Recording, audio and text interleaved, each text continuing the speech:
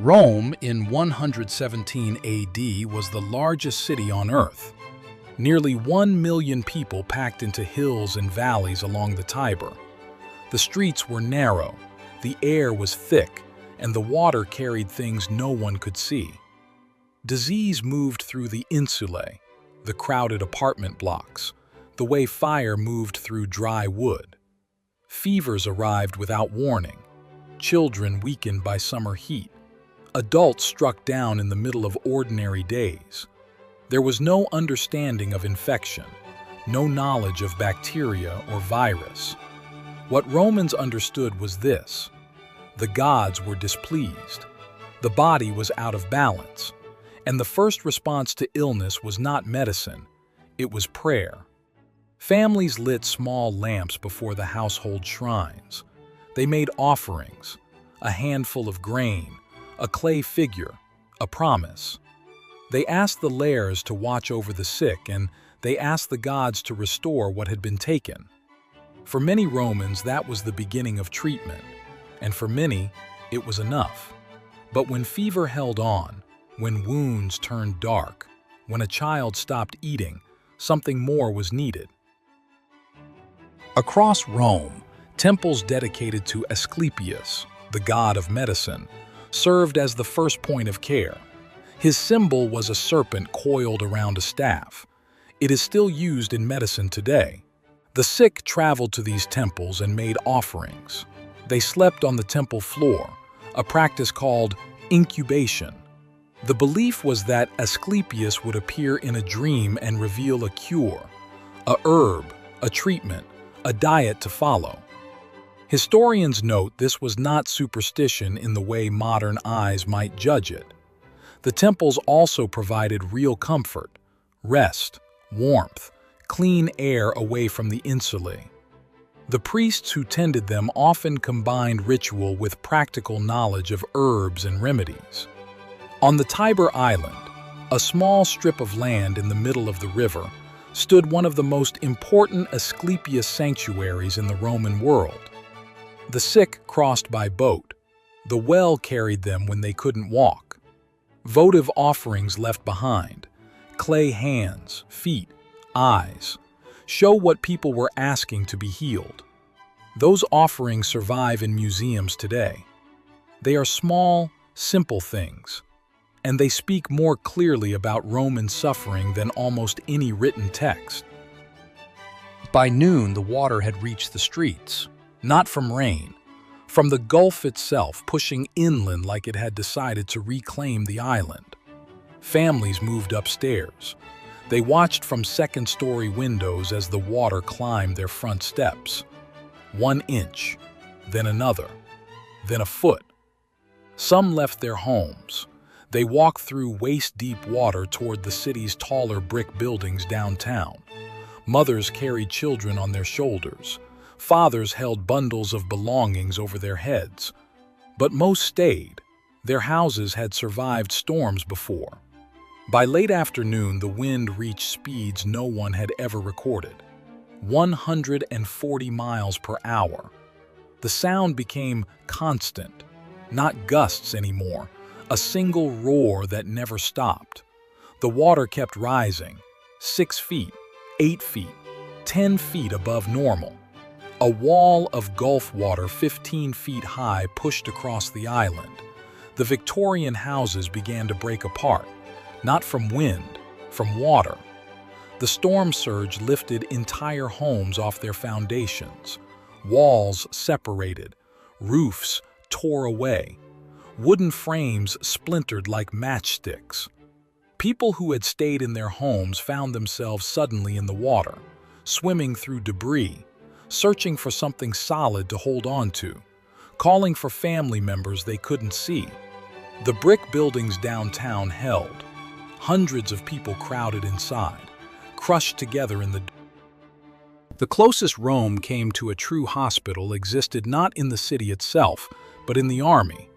Military hospitals, called Valetudinaria, were purpose-built medical facilities attached to Roman forts and legionary bases across the empire. Archaeological remains of these buildings have been uncovered at sites from Germany to Britain to the Middle East. Their design was deliberate: long corridors lined with individual recovery rooms, central courtyards for air and light, separate spaces for surgery, storage, and recuperating soldiers. The Roman military understood that a soldier who recovered quickly was a soldier who could fight again.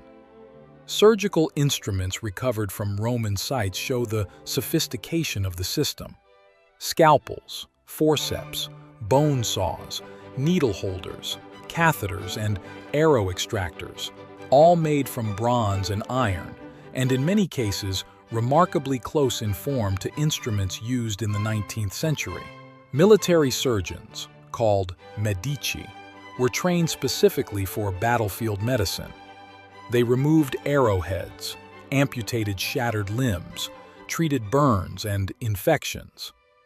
Evidence from skeletal remains at Roman military sites shows healed fractures and wounds that suggest successful surgical intervention. For a Roman soldier, the Valetudinarium was a genuine institution. For a civilian in the city, nothing like it existed.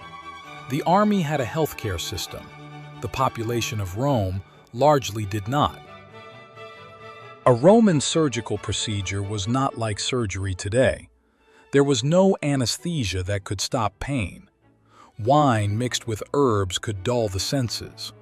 Opium, derived from the poppy, well known to Roman physicians, could reduce sensation, but it could not eliminate it. Patients were held down, or they held themselves still through force of will. Roman medical texts describe patients who bit down on leather straps. The speed of the surgeon was considered a mercy. The faster the cut, the shorter the agony. Galen described procedures that included draining abscesses, removing tumors, treating cataracts, and setting broken bones.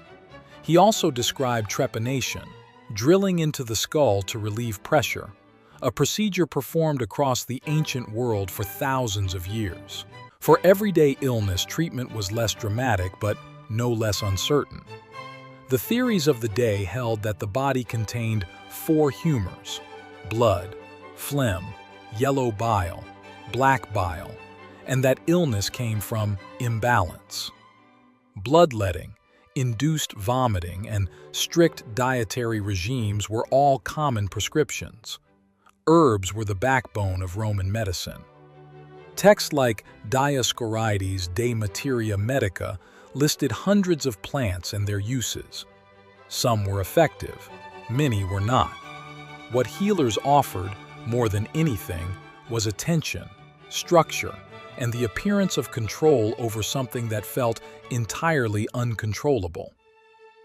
In Rome in 117 AD, life expectancy at birth was somewhere between 25 and 35 years, according to demographic studies of burial records and census data. But this figure is shaped heavily by infant and childhood mortality. Those who survived to adulthood had a reasonable chance of living into their 50s or 60s. What killed Romans most was what medicine could not yet name: malaria, carried by mosquitoes near the marshy ground around the Tiber; typhoid, spread through contaminated water; intestinal diseases, tuberculosis, and the ordinary infections that grew deadly without antibiotics. When medicine failed, Romans turned back to what they had started with: the gods. The household shrine. The prayers of the family gathered around the sickbed, and when death came, it was handled with ceremony. The body was washed. A coin was placed in the mouth, payment for the ferryman who crossed the river of the dead. Mourners walked through the streets, outside the city walls, in the long necropolis roads. The dead were buried or cremated with the objects they had carried in life. Small epitaphs carved in stone survive from this period. Many are from parents who lost children. A few words, a name, a note about who the person had been. Evidence suggests Romans grieved deeply, and that losing someone to illness, to something invisible and incomprehensible was among the hardest things a family could face. Roman medicine was not primitive in the way the word is sometimes meant. Physicians like Galen produced theories that shaped European medicine for over 1,000 years. The surgical instruments recovered from Roman sites are startlingly advanced. The military hospital system was organized and effective. And yet, for most people in Rome, in the crowded insulae, in the markets and workshops and narrow streets, sickness arrived without warning and left on its own terms. The healer at the door might help, the temple might provide comfort, the herbs might ease the suffering. But there were no guarantees. There were only people doing what people have always done, trying to hold on and trusting that something, whether a god or a plant or another human being, might make the difference. In the end, what Rome had was not so different from what every civilization has had before the modern era. Not medicine as we know it, just the determined refusal to stop trying. Rome in 117 AD had no antibiotics, no germ theory, no licensing for physicians, and no hospitals for its civilian population. What it had was this: people who refused to stop trying, the healer with his clay pots, the family at the shrine, the military surgeon with his bronze instruments, the woman who kept the lamp burning all night. None of them knew if what they were doing would work. They did it anyway. That refusal, that determined, sometimes desperate, sometimes brilliant refusal, is the whole story of medicine before the modern era. And it is not so different from what medicine still is. Every scene in this video was created using modern AI technology, rebuilt from archaeological evidence, Roman medical texts, and the written records of physicians like Galen and Celsus, who practiced in this exact period. No real footage exists, but the history is real, and this is what it looked like. I'm History Rebuilds. If this brought the ancient world to life for you, subscribe, and I'll keep rebuilding it.